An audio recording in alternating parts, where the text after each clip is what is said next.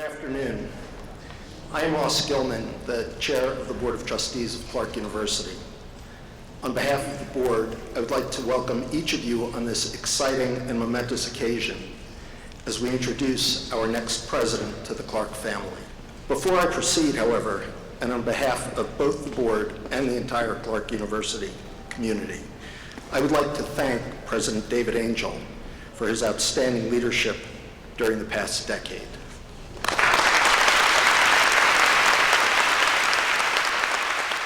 During David's tenure, our university has taken tremendous strides in becoming a national leader in student-centric experiential learning, and far more than that, in enhancing our position as a bold and rigorous liberal arts institution embedded within an internationally respected research university.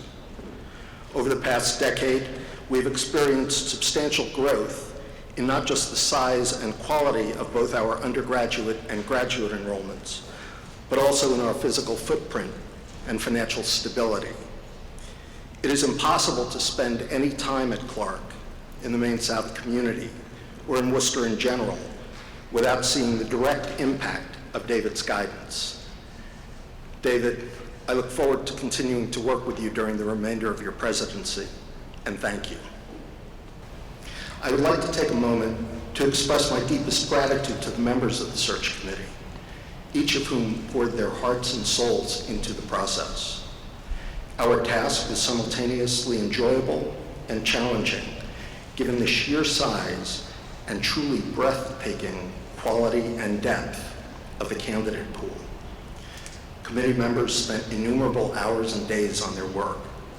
They reviewed and debated candidate materials and references.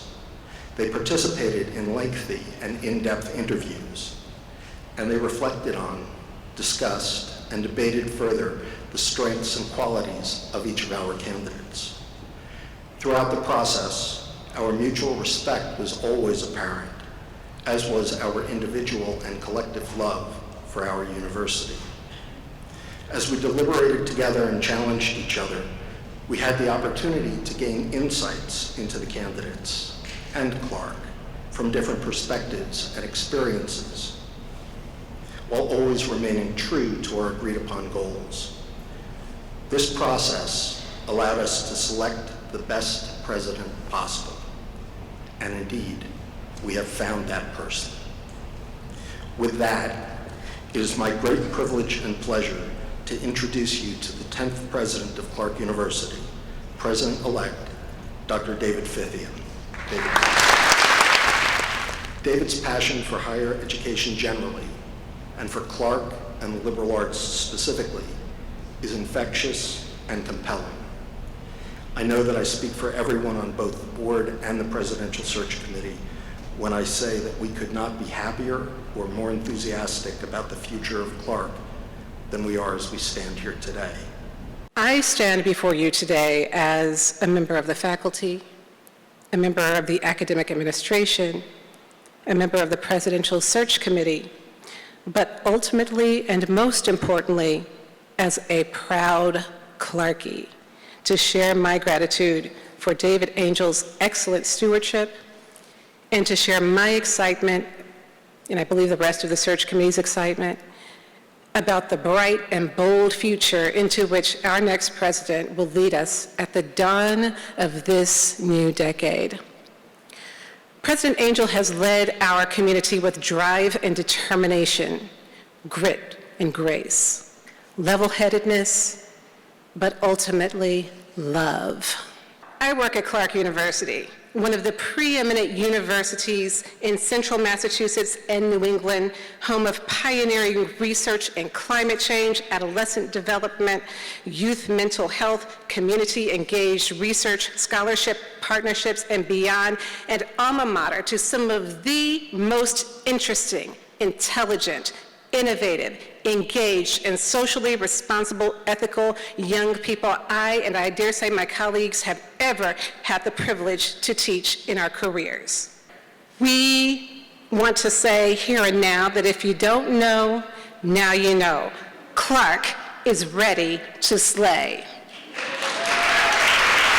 Oh yes. We are here to slay. Clark is primed and prepared for visionary leadership and transformative change that seizes upon the best of who we are, where we stand, and what we do, and that recognizes the as yet untapped potential of our collective synergies and ambitions. I and my fellow members of the search committee are convinced that we can anticipate just such a future under the visionary leadership of our president-designate, David Fithian.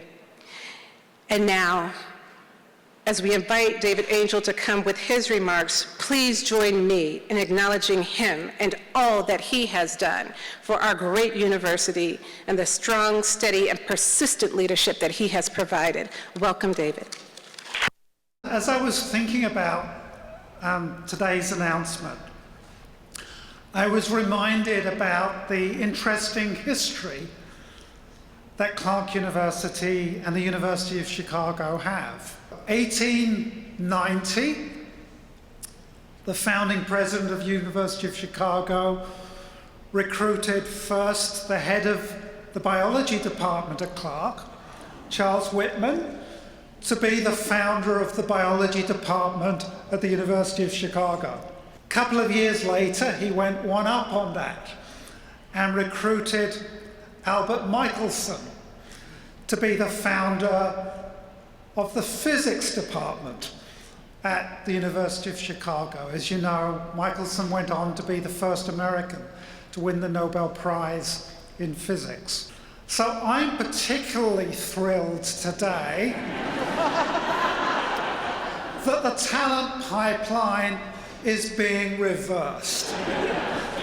Being president at Clark is a great gig, right? This is an amazing job. This is an incredible community. Esther nailed it when she said this is a place of love. Jocelyn and I have felt that love.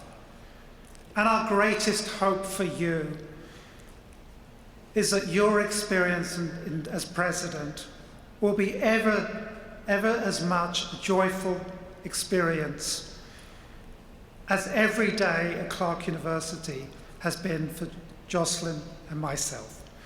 Everybody, please welcome Clark's 10th president, David Fithian.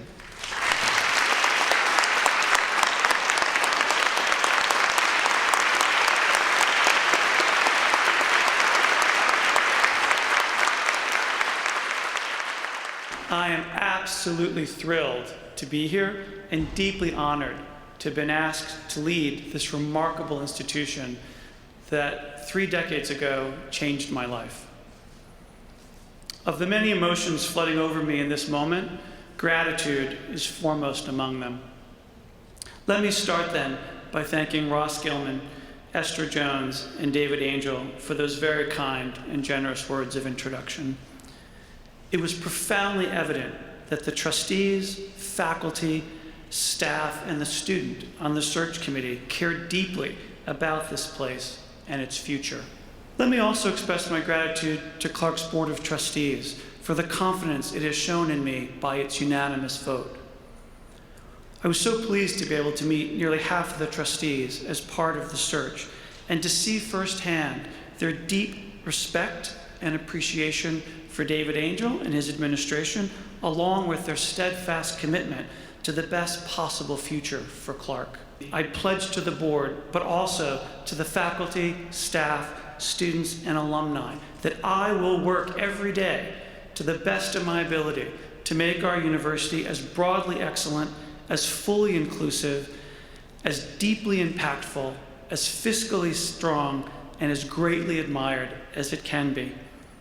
To David Angel, I thank you for so quickly reaching out to me after the board's vote to congratulate me, to welcome me back to Clark, and to offering any assistance your office could provide.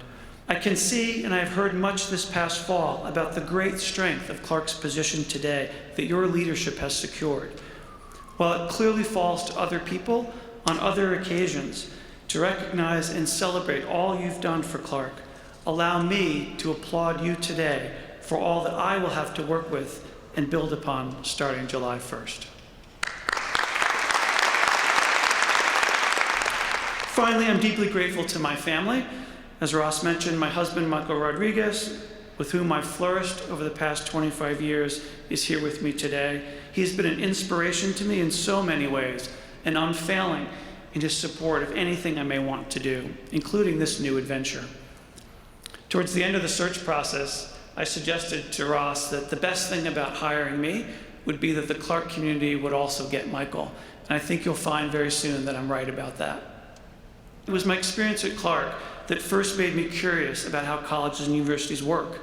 Now, I'm eager to give back, to contribute in any and every way I can to helping Clark thrive. To be sure, I'm not saying that I have all the answers, but I do think I know many of the questions we should be asking and exploring together. While great universities have many things in common, they're not all the same and don't need to be. Individual universities must embrace their own identities, leverage their distinctive strengths, and be true to their own cultures and values. As the competitive landscape of higher education grows more so, a university like Clark will prosper precisely because of its distinctive set of characteristics and because of the remarkable people like all of you who believe in it.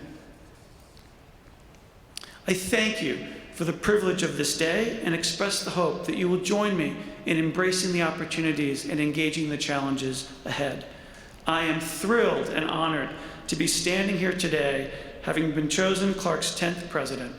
Together, inspired and enabled by the tremendous progress of the last 10 years, indeed, across the entire life of our university, let us carry forward the excellence, the impact, the story, and the possibilities that lift us, because we are Clark University. Thank you very much.